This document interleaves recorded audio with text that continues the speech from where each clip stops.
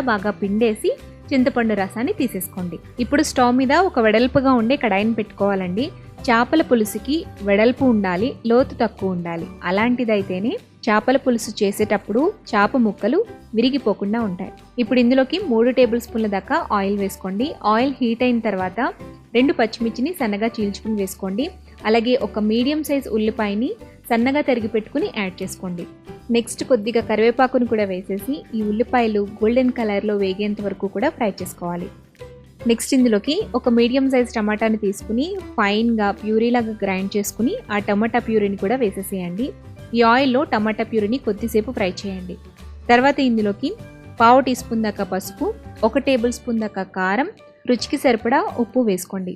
చేపల పులుసులోకి మనకి టేస్ట్ అంతా కూడా చింతపండు పులుసు అలాగే కారం ఉప్పుతోనే తెలుస్తుందండి. సో కారం చింతపండు రసం కూడా ఎక్కువ క్వాంటిటీలోనే